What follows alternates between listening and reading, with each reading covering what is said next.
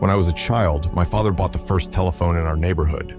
I still remember that shiny black device that sat in the living room. I was too small to reach the phone, but I was fascinated as I listened to my mother talk to someone.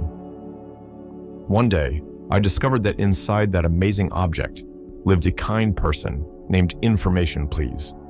She knew everything. She could provide any phone number and even the correct time. My first personal experience with this genie in the bottle happened when my mother was out at a neighbor's house.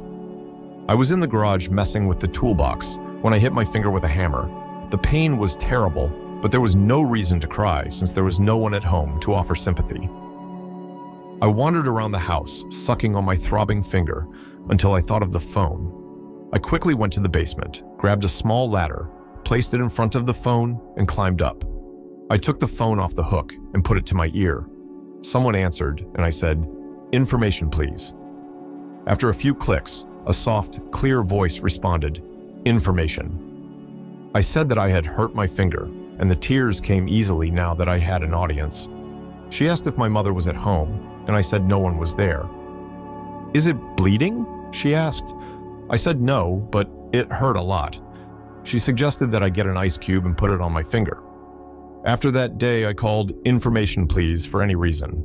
She helped me with my geography questions, teaching me where Philadelphia was, and with my math exercises.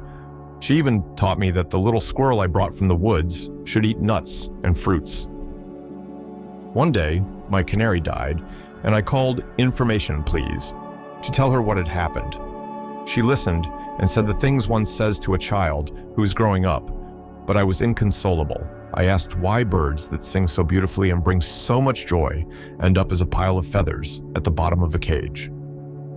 Understanding my concern, she said gently, "It's always good to remember that there are other worlds where we can sing too."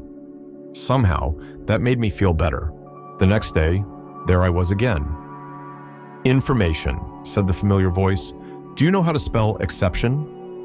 All this happened in my hometown in the Pacific Northwest when I was 9 years old. When we moved to Boston, I missed my friend Information Please a lot. She belonged to that old black telephone, and I felt no attraction to our new modern phone.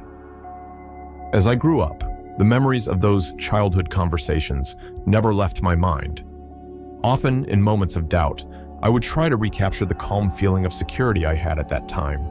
Today, I understand how patient, understanding, and kind she was to take the time to answer the calls of a little boy.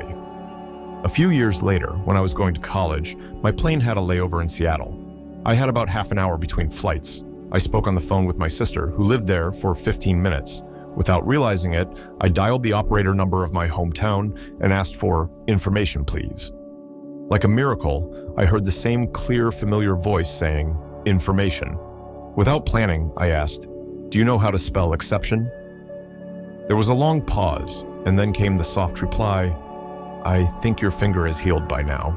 I laughed and said, "So it's really you?"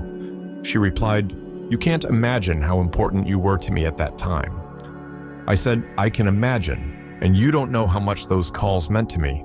I don't have children, and I waited every day for you to call." I told her how much I thought about her all these years and asked if I could visit her when I went to see my sister. She replied, "Of course, come here and ask for Sally." 3 months later, I went to Seattle to visit my sister. When I called, a different voice answered, "Information." I asked to speak with Sally, and the voice asked if I was a friend of hers. I replied that I was an old friend. The voice said, "I'm sorry, but she was working part-time because she was ill. Unfortunately, she passed away 5 weeks ago." Before I could hang up, the voice asked, "Wait a moment, did you say your name is Paul?" I said yes. The person said, "Sally left a message for you. She wrote it down and asked me to keep it in case you called. I'll read it to you. Tell him that I still believe there are other worlds where we can sing too. He will understand." I thanked her and hung up. I understood. Never underestimate the mark you leave on people. Share this message with your friends.